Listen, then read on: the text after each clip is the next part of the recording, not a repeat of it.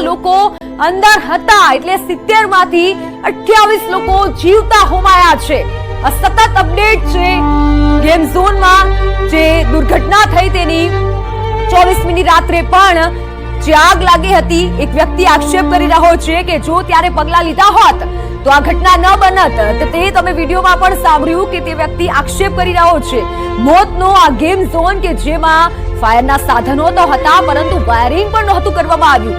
અનેક સવાલ એવા ઉઠી રહ્યા છે તો પછી મંજૂરી આ ગેમ ઝોનને કઈ રીતે મળી, એનઓસી વગર કઈ રીતે મંજૂરી આપવામાં આવે છે?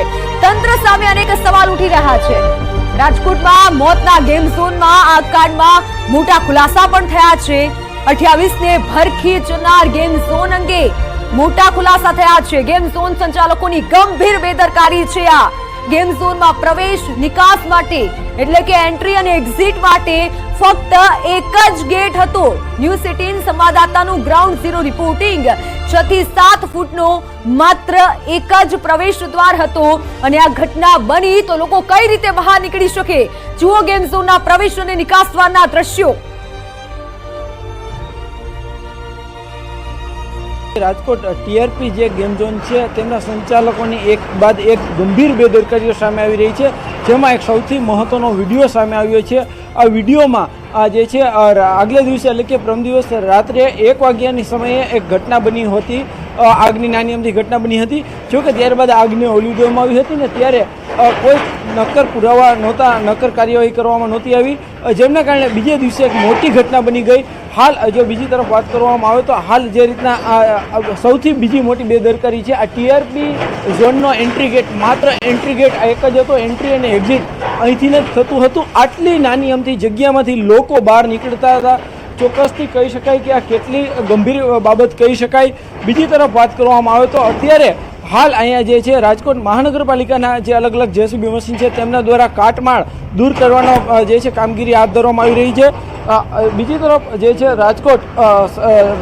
રાજકોટ મહાનગરપાલિકા દ્વારા એમની જે ટીમ છે તેમના દ્વારા પણ કામગીરી કરાઈ રહી છે। હાલ રાજકોટ કહી શકાય કે ટીઆરપી ગેમ ઝોનની એક બાદ એક ગંભીર બેદરકારી સામે આવી રહી છે।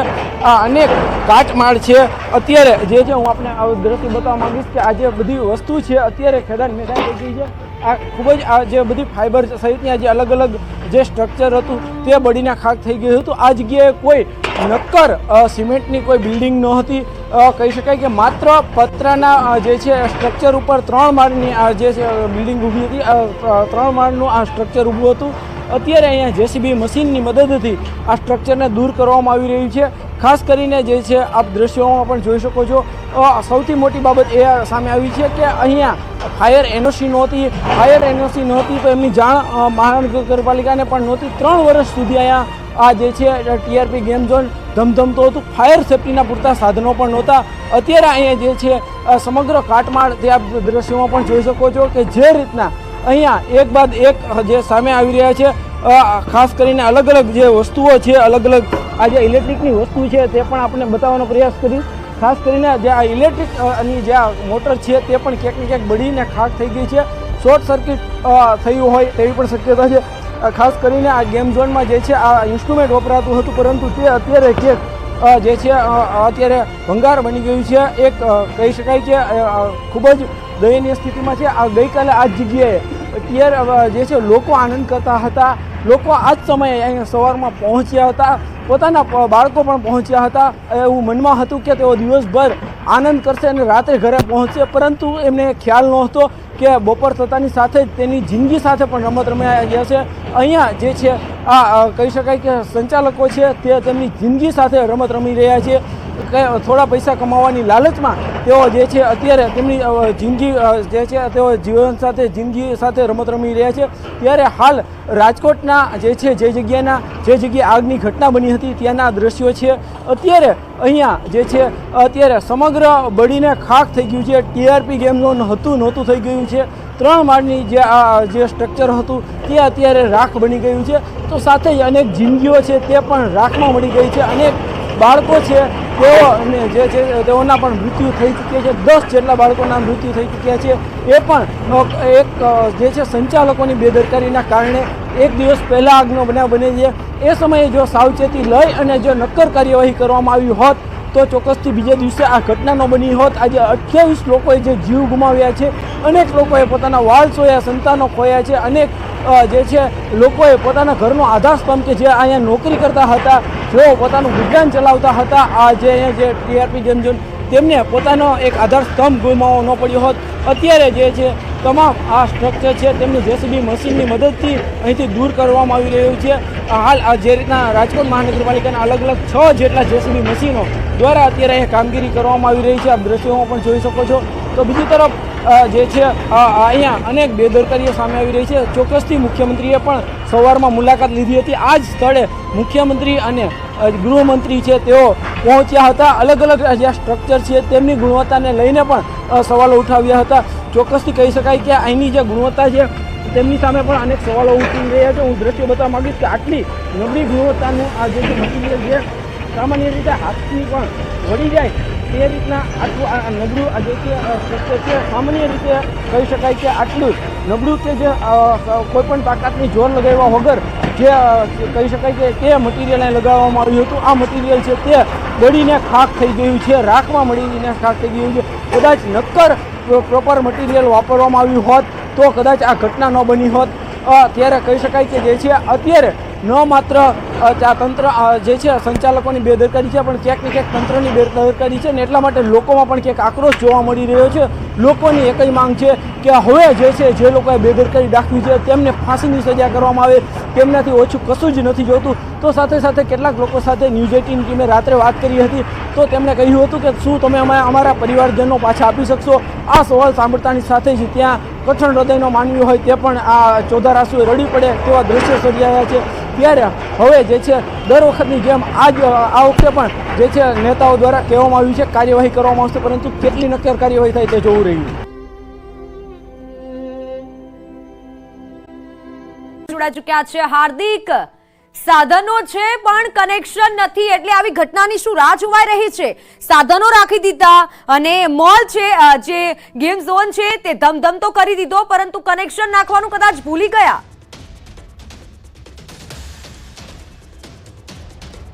ચોક્કસથી મિત્તલ સૌથી મોટી ગંભીર બેદરકારી આવી છે. એ ઉપરાંત અન્ય એક બેદરકારી છે તે પણ આપણે બતાવવાનો પ્રયાસ કરીશું. કેમેરામેન નિલેશ સોસાને હું વિનંતી કરીશ કે આ જે કાર રેસ છે, રેસિંગ કાર, એમના દ્રશ્યો બતાવવા માંગે. ખાસ કરીને આ રેસિંગ કારમાં આ જે પદાર્થ છે, આ જે પેટ્રોલ છે તે ખૂબ જ જ્વલનશીલ હતું અને તે પણ અહીંયા મોટા પ્રમાણમાં હતું. એમના કારણે જે છે આ ઘટના બની હતી. આ કાર જે અહીંયા મોટી સંખ્યામાં છે, અલગ અલગ 20થી પણ વધુ કાર એવી હતી કે જેમની અહીંયા રેસ થતી હતી. બાળકો તે કારની રેસમાં જતા હતા, પરંતુ ક્યાંક ને ક્યાંક કહી શકાય કે આ કાર અત્યારે બેકાર બની ગઈ છે. કેમ કે એક મોટી ઘટના બની છે, આગની ઘટના બની હતી અને એમાં પણ અહીં આમાં વપરાતું ઈંધણ ક્યાંક ને ક્યાંક જવાબદાર છે. તો બીજી તરફ આ જે કાર માટેના જે બેરિકેડ્સ, જે રેસિંગ માટેના બેરિકેડ્સ લગાવવામાં આવતા હતા તે આ જે ટાયર છે એમનાથી લગાવવામાં આવતા હતા. જે સમયે આગ લાગી ત્યારે આ ટાયરો પણ બળીને ખાક થઈ ગયા. કે આગમાં ઘી હોમવાનું કામ પણ આ ટાયરો દ્વારા પણ કરવામાં આવ્યું હોય તેવું પણ સામે આવી રહ્યું છે. તો બીજી તરફ હાલ અત્યારે જે છે આજે વહેલી સવારમાં જે ગૃહમંત્રી પણ તેઓ પહોંચ્યા હતા, સાથે સાથે મુખ્યમંત્રી પણ પહોંચ્યા હતા અને હવે આ જે ઘટના સ્થળે છે અત્યારે 7 જેટલા જેસીબી મશીન છે કે તેમના દ્વારા હાલ જે છે અહીંથી સમગ્ર જગ્યાએથી કાટમાળ જે છે ખસેડવાની કામગીરી હાથ ધરવામાં આવી રહી છે. ખાસ કરીને જે રીતના આ જે છે આ કાટમાળ દૂર કરવામાં આવી રહ્યો છે, 7 જેટલા જેસીબી મશીન છે તેમની મદદથી આ સમગ્ર જે છે એ કાટમાળ ખસેડવામાં આવી રહ્યો છે. તો બીજી તરફ સૌથી મહત્વની બાબત એ સામે આવી છે કે એનઓસી નહોતી લેવામાં આવી. આ જે છે છેલ્લા 3 વર્ષથી અહીંયા ટીઆરપી ગેમ ઝોન ધમધમતું હતું.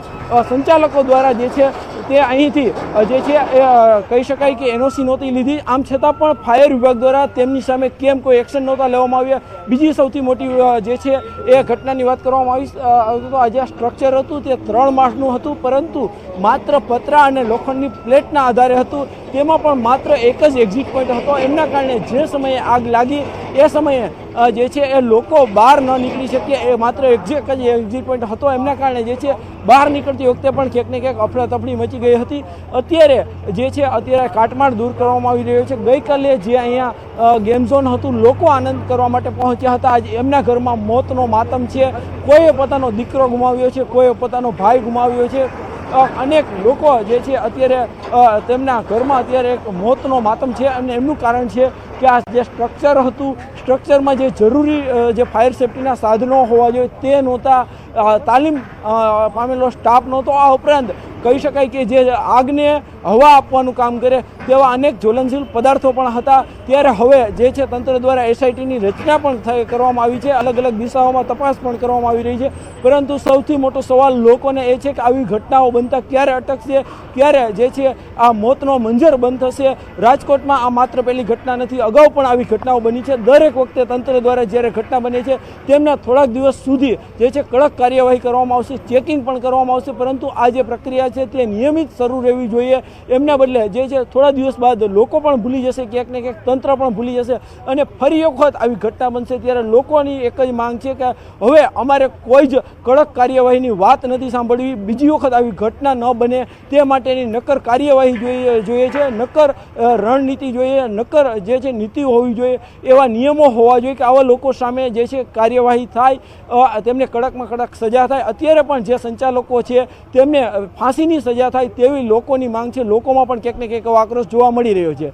બિલકુલ બિલકુલ હાર્દિક, અને આક્રોશ હોવાનો જ, કારણ કે પોતાના સ્વજનનો જીવ ગયો છે, કોઈકનો દીકરો ગયો છે, તે લોકો તો ખુશી મનાવવા માટે ગયા હતા અને સામે મોત મળ્યું છે. વિગત એવી હાર્દિક સામે આવી છે કે એન્ટ્રી અને એક્ઝિટ માટે એક જ રસ્તો હતો, એટલે આ પણ એક ગંભીર બેદરકારી થઈ શકાય, કારણ કે કંઈક મોટું થાય તો લોકો નીકળી ક્યાંથી શકે. ચોક્કસથી મિત્તલ, હું ફરી એક વખત કેમેરામેનને એ દ્રશ્ય બતાવવાનો વિનંતી કરીશ કે આ જે વિસ્તાર છે, જે જેસીબી અને આ સાઈડનો, ત્યાં માત્ર એન્ટ્રી અને એક્ઝિટ માટેનો એક જ જે ગેટ હતો. એટલા માટે લોકો જ્યારે આગ લાગી ત્યારે તેઓ બહાર ન નીકળી શક્યા. સામાન્ય રીતે જ્યારે આવું કોઈ ગેમ ઝોન હોય જ્યાં વધુ લોકો આવતા હોય ત્યારે એક ઇમરજન્સી જે છે એક્ઝિટ પોઈન્ટ હોવો જોઈએ. આ નિયમ પણ છે અને આ નિયમનું જે છે પાલન પણ કરવું જોઈએ અને આ નિયમનું પાલન કરવાની જવાબદારી પણ રાજકોટ ફાયર વિભાગની છે. તેમના દ્વારા પણ નોટિસ જે છે નહોતી આપવામાં આવી, તો કેમ કોઈ કાર્યવાહી નહોતી કરવામાં આવી તે પણ સૌથી મોટો સવાલ છે. બીજી તરફ કાલે વધુ લોકો આવ્યા, એમની પાછળનું એક કારણ એવું પણ સામે આવી રહ્યું છે કે જે છે ગઈકાલે એક ખાસ સ્કીમ પણ રાખવામાં આવી હતી, પરંતુ આ સ્કીમ જાણે મોતની સ્કીમ હોય તેવું જે છે એ સાબિત થઈ રહ્યું છે. માત્ર ઓછા 99 રૂપિયામાં જે અલગ અલગ ગેમને આનંદ માણી શકે એવી સ્કીમ રાખવામાં આવી હતી અને એટલા માટે વેકેશનના સમયમાં બાળકો અહીંયા જે છે એ રમત રમવા આવ્યા હતા. પરંતુ જાણે એમની જ જિંદગી સાથે અત્યારે આ સંચાલકોએ રમત રમી લીધી છે, એમના જ મોતના મોઢામાં તેઓને ખુલ્લેઆમ ધકેલી દીધા છે.